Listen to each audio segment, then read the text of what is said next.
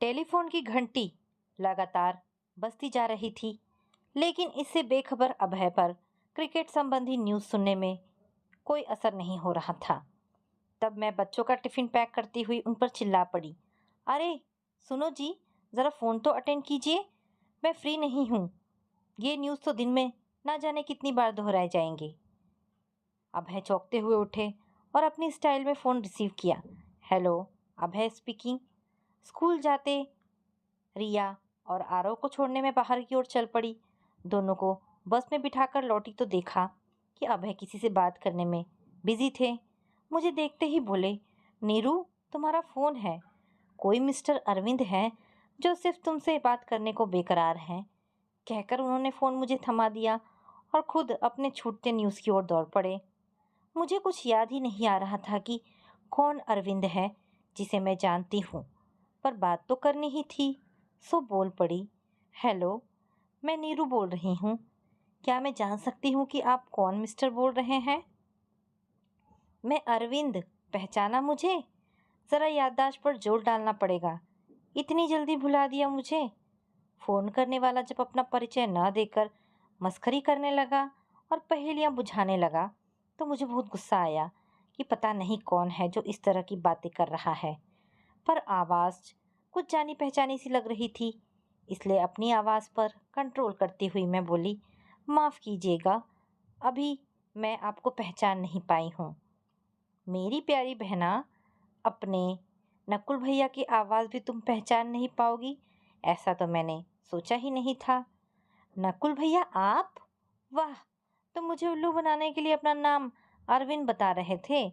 खुशी से मैं इतनी ज़ोर से चीखी कि अभय घबराकर मेरे पास दौड़ चले आए। क्या हुआ? इतनी ज़ोर से क्यों चीखी? कहीं कॉकरोच दिख गया क्या? मैं इनकार में सिर हिलाती हुई हंस पड़ी, क्योंकि कॉकरोच देखकर भी मैं डर के मारे हमेशा चीख पड़ती हूँ। फिर फ़ोन में माउथपीस हाथ रखकर बोली, जरा रुकिए, अभी आकर बताती हूँ। तो अभय लौट गए। हाँ, अब बताइए भैया, इतने दिनों बाद बहन की याद आई। कब आए आप दुबई से? और बाकी लोग कैसे हैं? मैंने प्रश्नों की झड़ी लगा दी। फिलहाल किसी के बारे में मुझे कोई खबर नहीं है, क्योंकि सबसे ज़्यादा मुझे सिर्फ तुम्हारी याद आई। इसीलिए इंडिया आने के बाद सबसे पहले मैंने तुम्हें फ़ोन किया। तुमसे मिलने मैं कल ही तुम्हारे घर आ रहा हूँ। पूरे 3 दिन तुम्हें परेशान होना पड़ेगा, इसीलिए कमर कसकर तैयार हो जाओ। बाकी बातें अब तुम्हारे घर पर ही होगी। बाय। इतना कहकर भैया ने फ़ोन काट दिया। नकुल भैया कल सच में हमारे घर आने वाले हैं, सोचकर मैं खुशी से झूम उठी। 8 साल हो गए थे उन्हें देखे। आखिरी बार उन्हें अपनी शादी के समय देखा था। अपने मम्मी पापा की मैं अकेली औलाद थी, पर दोनों चचेरे भाई नकुल और अर्जुन मुझ पर इतना प्यार लुटाते थे कि मुझे कभी एहसास ही नहीं हुआ कि मेरा कोई अपना सगा भाई या बहन नहीं है। चाचा चाची की तो मैं वैसे भी लाडली थी। इस बात से कोई फर्क नहीं पड़ता था कि हम पुणे में रहते थे और चाचा का परिवार मुंबई में।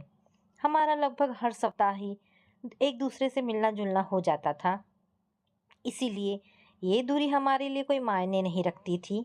अर्जुन भैया से मेरी उतनी नहीं पटती थी जितनी नकुल भैया से। मेरे प्यारे और चहेते भैया तो नकुल भैया थे। उनके अलावा समंदर का आकर्षण ही जो था, जो प्रत्येक सप्ताह मुझे मुंबई खींच लाता था। उन दिनों मैं फिलॉसफी में पढ़ाई कर रही थी, इसीलिए नकुल भैया की दर्शन शास्त्र की गहरी बातें मुझे अच्छी लगती थी। एक दिन वे कहने लगे, नीरू, अपने भाई की एक बात गांठ बांध लो, गलती स्वीकार करने में ही समझदारी होती है। जीवन कोई कोर्ट नहीं है जहाँ कभी कभी गलत बात को भी तर्क द्वारा सही साबित कर दिया जाता है। मैं उनका मुंह देखती रह गई तो वो आगे बोले, तुम शायद ठीक से मेरी बात समझ नहीं पाई।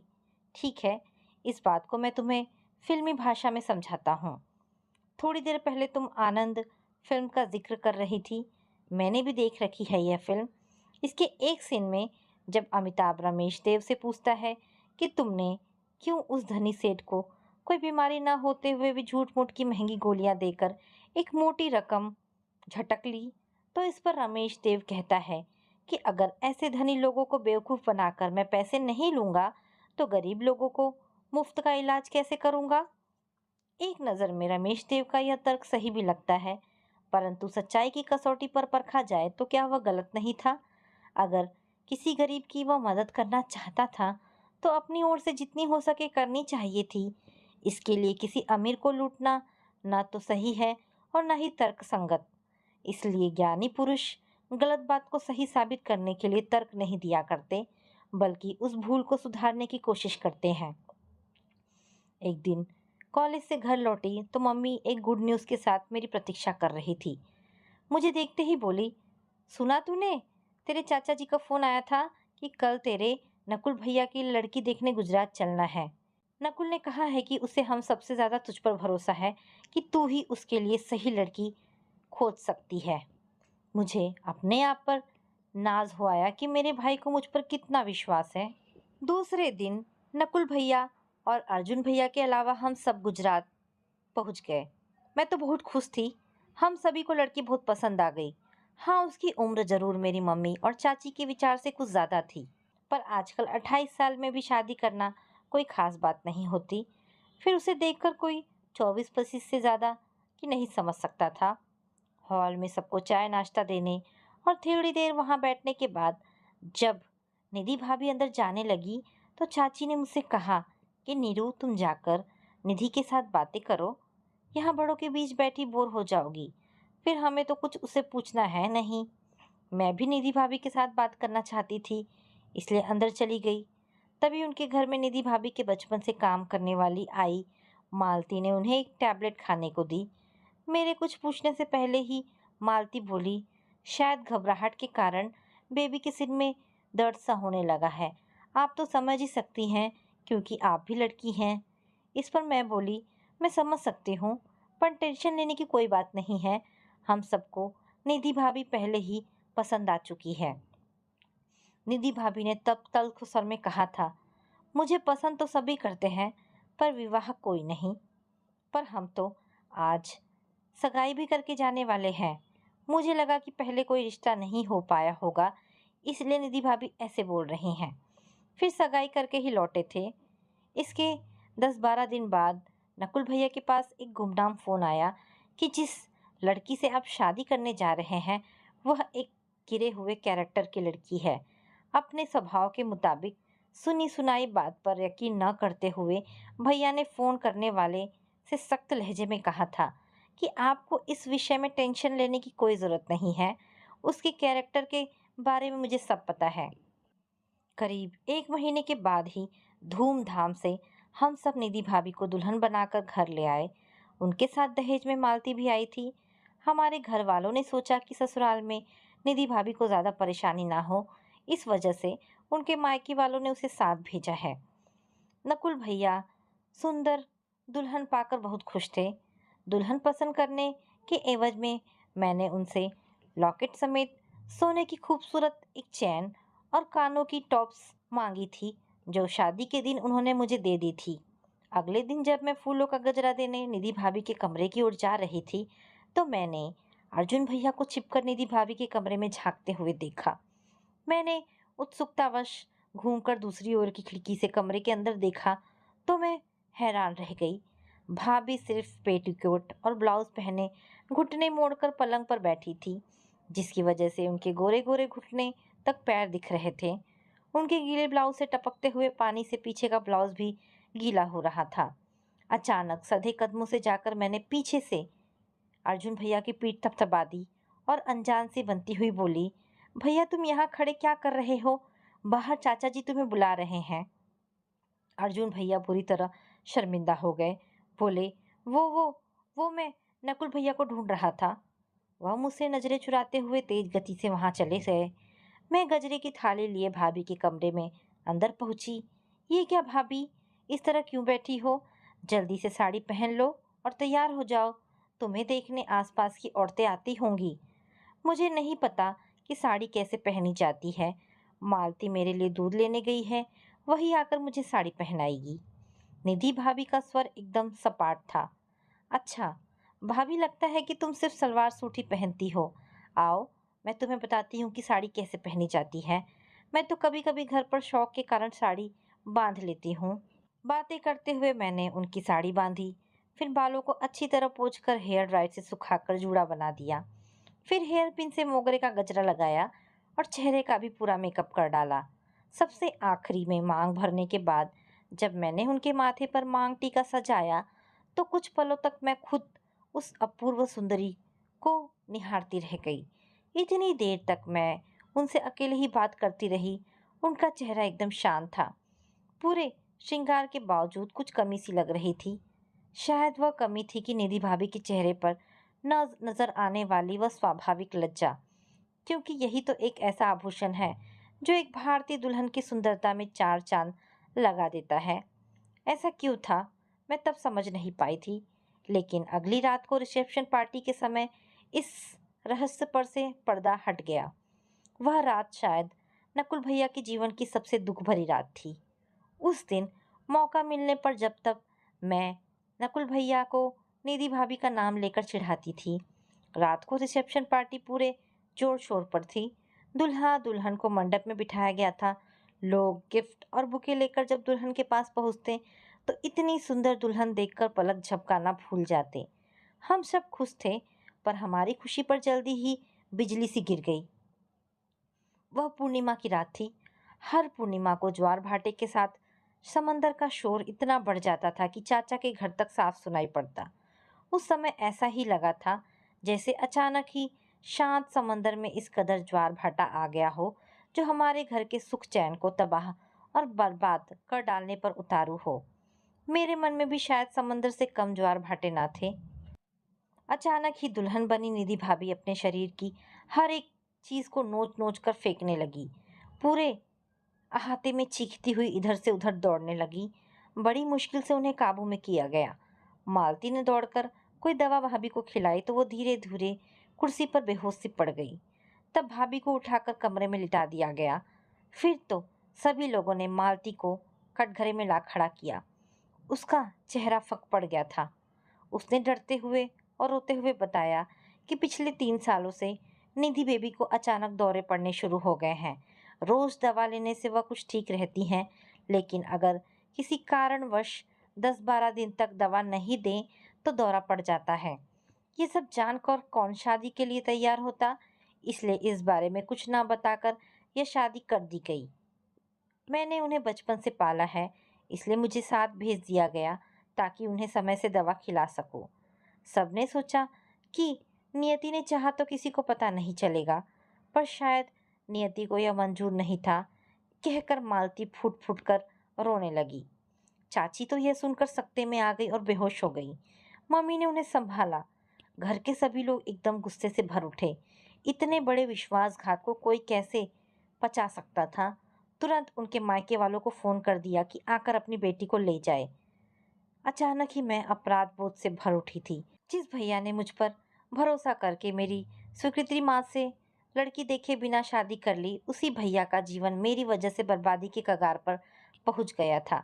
इसकी टीस रह रहकर मेरे मन मस्तिष्क को विषैले दंश से घायल करती रही और मैं अंदर ही अंदर घुटती रही। 2 दिन बाद भाभी के मम्मी पापा आए। हमारे सारे रिश्तेदारों ने उन्हें जितना मुंह उतनी बातें कही। जी भर कर उन्हें लताड़ा फटकारा और वे सिर झुकाए सब कुछ चुपचाप सुनते रहे। 2 घंटे बाद जब सभी के मन का गुबार निकल गया तो भाभी के पापा सबके सामने हाथ जोड़कर बोले, आप लोगों का गुस्सा जायज है। हम यह स्वीकार करते हैं कि हमने आपसे धोखा किया है। हम अपनी बेटी को लेकर अभी चले जाएंगे, लेकिन जाने से पहले मैं आप लोगों से ये कहना चाहता हूँ कि हमारी बेटी कोई जन्म से ऐसी मानसिक रोगी नहीं थी।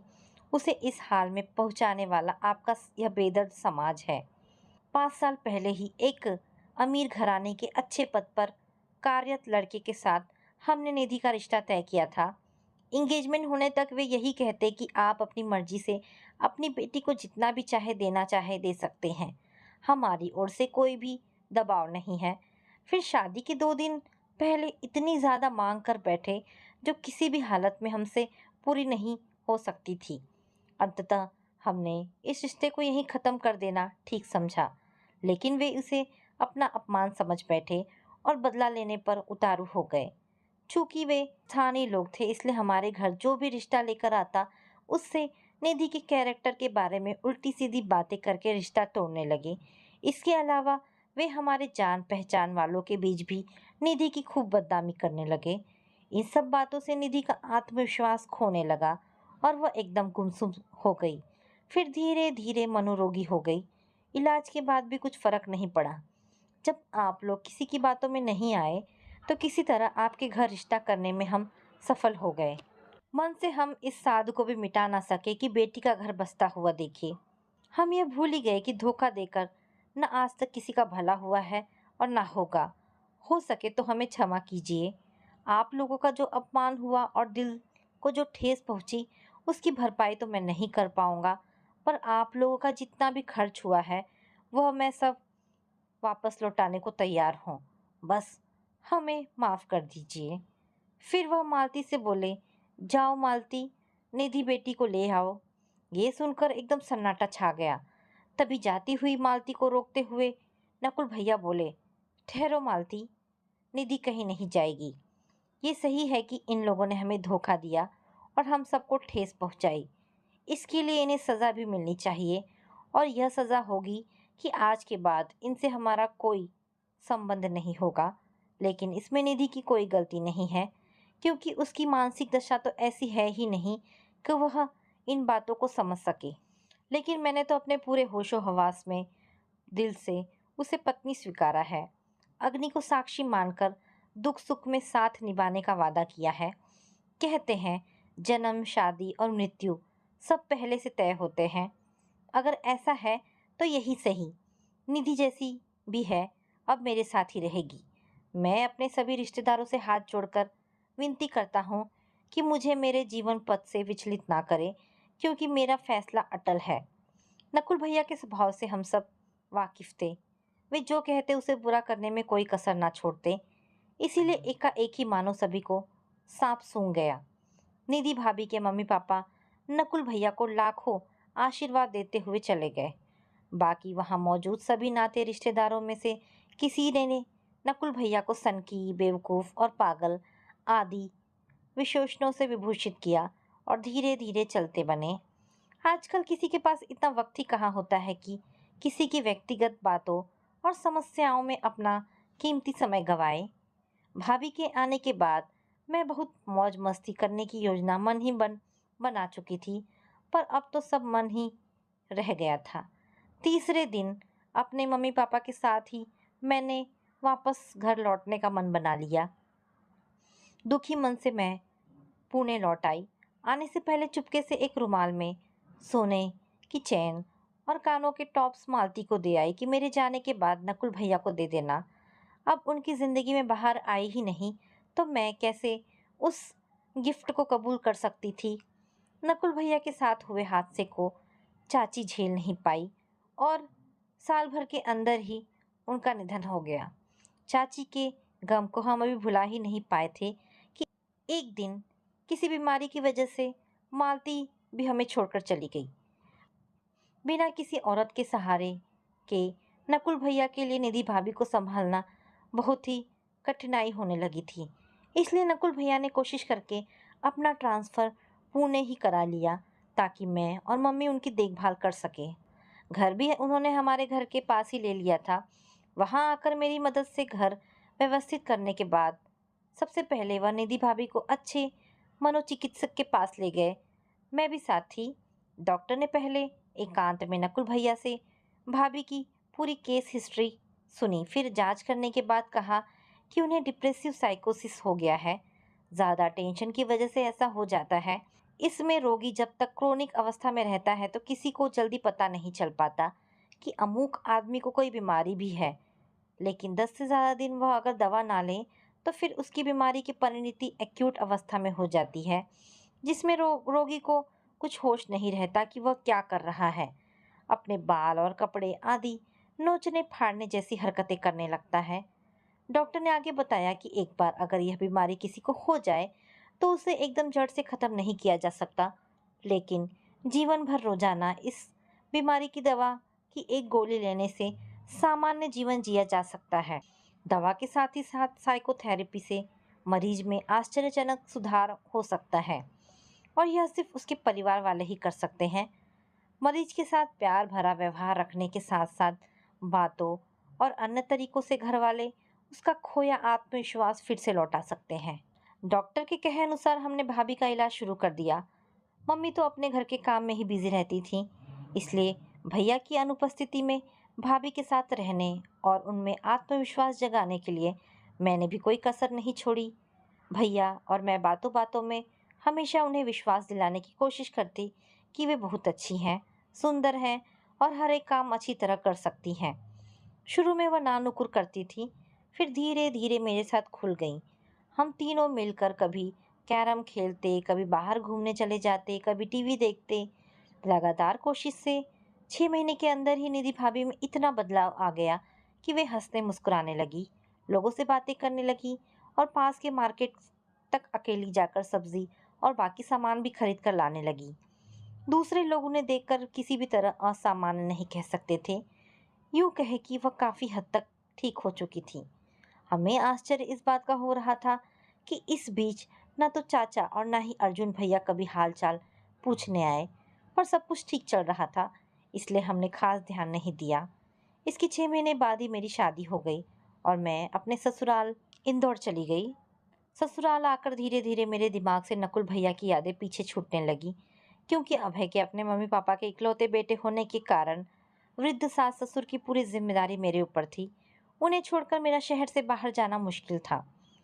मेरे ससुराल जाने के 3 महीने बाद ही पापा ने एक दिन फ़ोन किया कि अच्छी जॉब मिलने के कारण नकुल भैया निधि भाभी के साथ दुबई चले गए हैं। फिर तो नकुल भैया मेरे जहन में एक भूली हुई कहानी बनकर रह गए थे।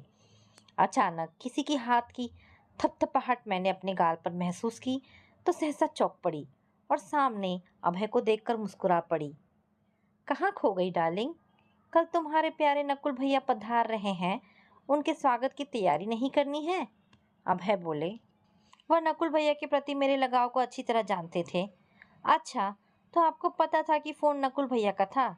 हाँ भाई, पता तो है, आखिर वे हमारे साले साहब जो हैं। फिर मैंने ही तो उनसे पहले बात की थी। दूसरे दिन सुबह जल्दी उठकर मैं नहा धोकर नकुल भैया की मनपसंद शाही पनीर और गाजर का हलवा बनाकर रख दिया। लच्छा पराठा का आटा भी गूंद कर रख दिया ताकि उनके आने के बाद जल्दी से गर्मा गर्म पराठे सेक सकूं। अभय उठकर तैयार हो गए और बच्चे भी तैयार होने लगे थे। संडे होने की वजह से उन्हें स्कूल तो जाना नहीं था। कोई गाड़ी घर के बाहर से गुजरती तो मैं झाँक कर देखने लगती। अभय मेरी व्याकुलता देखकर मंद मंद मुस्कुरा रहे थे। आखिर जब तंग आकर मैंने देखना छोड़ दिया तो अचानक 9:45 बजे दरवाजे की घंटी बज उठी। मैंने दौड़कर दरवाज़ा खोला तो सामने सदाबहार मुस्कान लिए नकुल भैया सूटकेस के साथ खड़े थे। वह तो वैसे ही थे, बस शरीर पहले की अपेक्षा कुछ भर गया था और मूछें भी रख ली थी। उनसे पहली बार मिलने के कारण बच्चे नमस्ते करने के बाद कुछ सकुचाए से खड़े रहे। नकुल भैया ने घुटनों के बल बैठते हुए अपनी बाहें पसार कर जब उन्हें अपने पास बुलाया तो अब दोनों बच्चे उनके गले लग गए। मैं भैया को प्रणाम करने के बाद दरवाज़ा बंद करने ही वाली थी कि वे बोले, अरे ये क्या, अपनी भाभी और भतीजे को अंदर नहीं आने दोगी? मैं हक्की बक्की सी उनका मुंह ताकने लगी, क्योंकि उन्होंने भाभी और भतीजे के बारे में फ़ोन पर कुछ कहा ही नहीं था। तभी निधि भाभी ने अपनी 5 वर्षीय बेटे के साथ कमरे में प्रवेश किया। कुछ पलक तक तो मैं कमर से भी नीचे तक चोटी वाली सुंदर भाभी को देखकर ठगी सी खड़ी रह गई। फिर खुशी के अतिरिक्त में उनके गले लग गई। सभी का एक दूसरे से मिलने मिलाने का सिलसिला खत्म होने और थोड़ी देर बात करने के बाद भाभी नहाने चली गई। फिर नाश्ते के बाद बच्चे खेलने में बिजी हो गए। अभय तथा नकुल भैया अपने कामकाज के बारे में एक दूसरे को बताने लगे। थोड़ी देर उनके साथ बैठने के बाद जब मैं दोपहर के भोजन की तैयारी करने किचन में गई तो मेरे मना करने के बावजूद निधि भाभी का काम में हाथ बटाने आ गई। सधे हाथों से सब्जी काटती हुई वह दुबई में बिताए दिनों के बारे में बताती जा रही थी। उन्होंने साफ शब्दों में स्वीकारा कि अगर नकुल भैया जैसा पति और मेरी जैसी ननद उन्हें नहीं मिलती तो शायद वह कभी ठीक ही नहीं हो पाती। निधि भाभी को इस रूप में देखकर मेरा अपराध बोध स्वतः ही खत्म हो गया था। दोपहर के भोजन के बाद भाभी ने कुछ देर लेटना चाहा। अभय अपने ऑफिस के कुछ पेंडिंग काम निपटाने चले गए। बच्चे टीवी पर कार्टून फिल्म देखने में खो गए तो मुझे नकुल भैया से एकांत में बातें करने का मौका मिल गया। बहुत से सवाल मेरे दिमाग पर उमड़ घुमड़ रहे थे, जिनका उत्तर सिर्फ नकुल भैया ही दे सकते थे। आराम से सोफे पर पीठ टिकाकर बैठती हुई मैं बोली, अब मुझे सब कुछ जल्दी बताइए कि मेरी शादी के बाद क्या हुआ। मैं सब कुछ जानने को बेताब हूँ। मैं अपनी उत्सुकता रोक नहीं पा रही थी। भैया ने लंबी सांस छोड़ते हुए कहना शुरू किया, नीरू, तुम्हारी शादी के बाद कुछ भी ऐसा खास नहीं हुआ जो बताया जा सके। जो कुछ भी हुआ वो तुम्हारी शादी से पहले ही हुआ था। लेकिन आज तक मैं तुम्हें यह नहीं बता सका कि मुंबई से पुणे ट्रांसफ़र मैंने सिर्फ निधि के लिए नहीं करवाया था, बल्कि इसकी और भी वजह थी। मैं आश्चर्य से उनका मुंह देखने लगी कि अब और किस राज से पर्दा उठाने वाले हैं। मैंने पूछा, और क्या वजह थी? माँ के बाद मालती किस तरह सब संभाले हुए थी, लेकिन उसके गुजरने के बाद तो मेरे लिए जैसे मुसीबतों के कई दरवाजे एक साथ खुल गए। एक दिन निधि ने मुझे बताया कि अर्जुन ने आज जबरन उसे पकड़ना चाहा। जब निधि ने उसे कहा कि वह उसे कह देगी, तो माफ़ी मांगते हुए अर्जुन ने कहा कि यह बात भैया को नहीं बताना, फिर कभी वह ऐसा नहीं करेगा। ये सुनकर मैं सन्न रह गया। मैं तो कभी सोच भी नहीं सकता था कि मेरा अपना भाई भी ऐसी हरकत कर सकता है। पापा को मैं इस बात की भनक भी नहीं लगने देना चाहता था, इसलिए 2-4 दिन की छुट्टी लेकर दौड़ धूप कर मैंने हॉस्टल में अर्जुन के रहने का इंतज़ाम कर दिया। पापा के पूछने पर मैंने कह दिया कि हमारे घर का माहौल अर्जुन की पढ़ाई के लिए सही नहीं है। वह कुछ पूछे बिना ही हॉस्टल चला गया, क्योंकि उसके मन में चोर था। नीरू, आगे क्या बताऊं? बात यहीं तक रहती तो ठीक थी, पर समय भी शायद कभी कभी ऐसे मोड़ पर ला खड़ा करता है कि अपना साया भी साथ छोड़ देता है। मेरी तो कहते हुए ही जुबान लड़खड़ा रही है, पर लोगों को ऐसे काम करते हुए शर्म नहीं आती। कामांध मनुष्य रिश्तों की गरिमा तक को ताक पर रख देता है। उसके सामने जायज़ नाजायज़ में कोई फ़र्क नहीं होता।